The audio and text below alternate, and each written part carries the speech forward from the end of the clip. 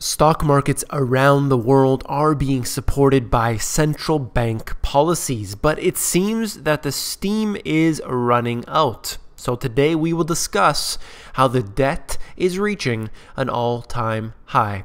You came here for the truth, so let me unveil that for you. I want to take you around the world today, and let's begin with Brazil. Let's look at this here, and it is so different from areas like the United States. Look at this. About 1.5 million protesters hit the streets across Brazil in a mass protest against President Dilma Rousseff. Now, what's going on here exactly? Well, this part here says, who faces crises from faltering economy to massive corruption scandal at the state oil giant Petrobras. So, this is very different than what we're seeing in the US, where we have corruption, where we have all sorts of different actions that are taking place in the government, but there's nobody there to protest. Many called for the impeachment of Rousseff less than 6 months after she was narrowly returned to power in the most bitterly fought presidential race since the end of the military dictatorship in 1985. In the US, they have a situation whereby there is corruption, where there should be a call for impeachment, but essentially nothing is really being done about it other than a little bit of rhetoric. So this is the difference that I wanted to show you with what's happening in Brazil. Just as an example, let's look at this article right here, where we have the depressed consumer confidence. And you could see how it's declining rapidly over these past few years. You can see these statistics in so many other developed nations, but they're not taken to the streets. And that is quite the difference here. But we can expect that to happen in the developing nations, because this is sort of a crystal ball to determine what will definitely occur. Look at this, collapsing business confidence in the construction sector. Once again, this is for Brazil. And over the past few years, we're seeing a straight line downward. And this is not looking pretty. Now, you may think, well, that's Brazil, so what? It doesn't have anything to do with me. Well, hang on for a moment here. I want to get into this next article over to the Sydney Morning Herald, and essentially talking about China's relationship with Australia. One of the world's leading hedge fund managers has warned that economies dependent on China for income, including Australia, are headed for recession. And central banks will not be able to rescue them because of their basically running out of steam. I don't believe that necessarily that the central banks are essentially just going to give up. That's not going to happen. Definitely, they haven't exhausted their arsenal. That's for sure. They will continue to print money. They're going to go into negative interest rates. And of course, they've been using these tools, but they're going to have to expand on them greatly, and assuredly they will.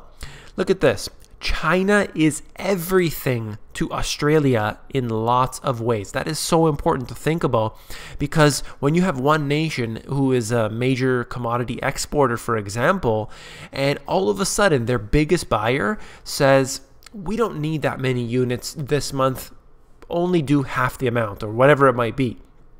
That puts a huge damper on the economy. Look at what else he said here. We've got a very old-fashioned recession, which is spreading across the world.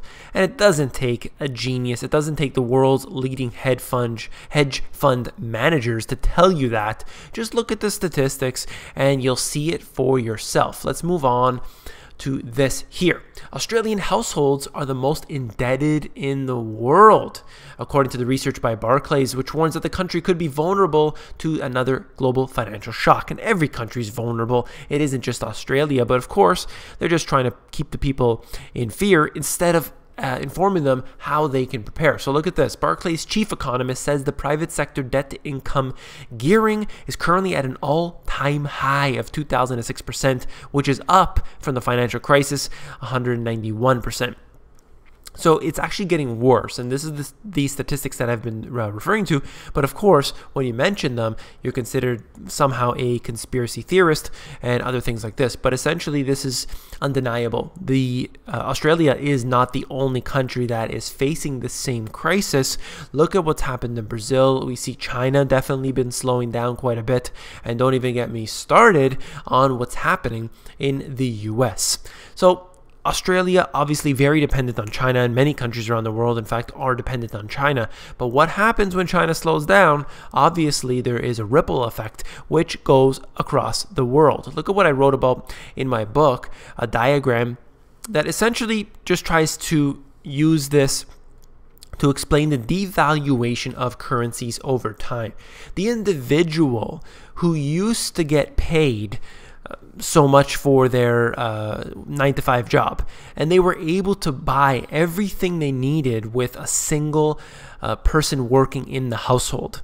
You could afford multiple children, you could afford that house, you could buy the car. Everything was affordable in these days, and it wasn't that long ago. Even if you take these statistics from 1970 and compare them to today, it is absurd to realize how bad the devaluation of money has gone. And you could see this very clearly just in this example here, where I took this fictional $100 bill, and in the 1900, that would buy you a car, for example, and then in 1950 it buys you a motorcycle, and then in the year 2000 you get nothing but a bus pass. And that's what's happening when the central banks, they lower the interest rates, when they print up all this currency. You as an individual, you get hurt.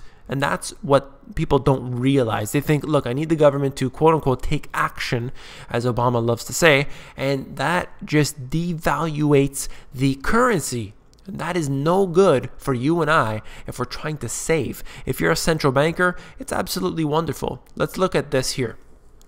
We're looking at the quote-unquote assets around the world. Rich valuations point to the likelihood of low returns. And you could see this, all these different, what they call assets. I can't even say it without laughing, but Euro high yield, Euro government bonds, US high yield, and so on. All these different things are considered to be very expensive at this time. Essentially, except for Asia high yield, which is barely in the positive territory, we're looking at everything being actually considered very expensive and a negative valuation at this point. So why in the world would they be investing in anything like this? Well, obviously they are doing so for the time being, but you can only hang on to this for so long. Even these rich hedge funds and so on, they need to shake these off eventually. So look at this, Alan Greenspan.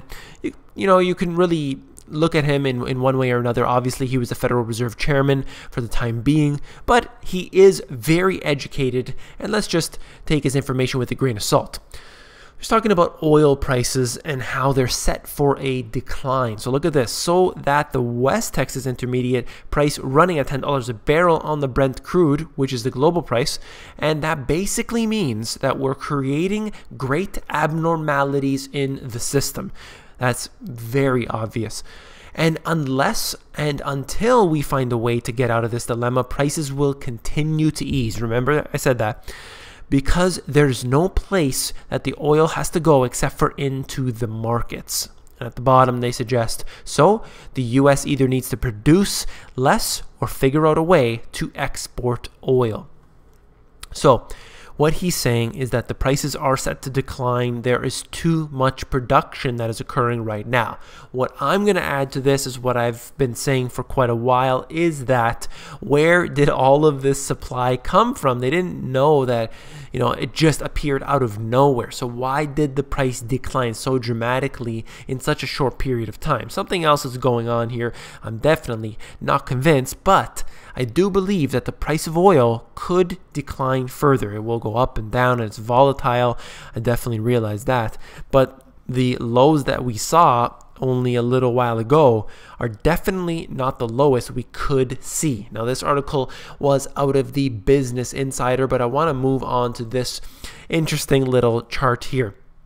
It's sort of a little bit of humor. Inflation is going to pick up because the economy is so good. the economy is so good because the FOMC is going to raise rates.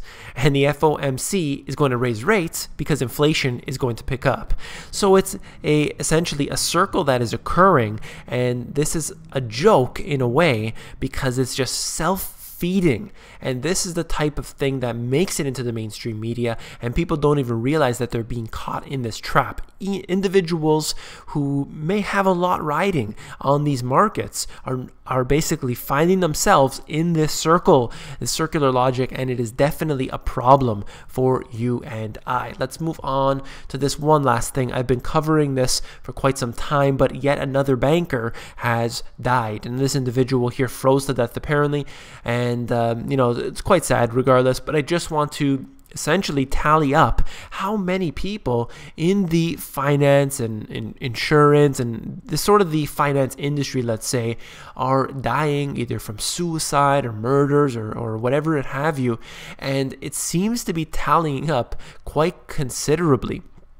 So once again, just some more information. I'm going to keep covering this. It's quite shocking to see this happening so often, and really, I'm not sure what this is all about, but it is definitely a theme that is reoccurring.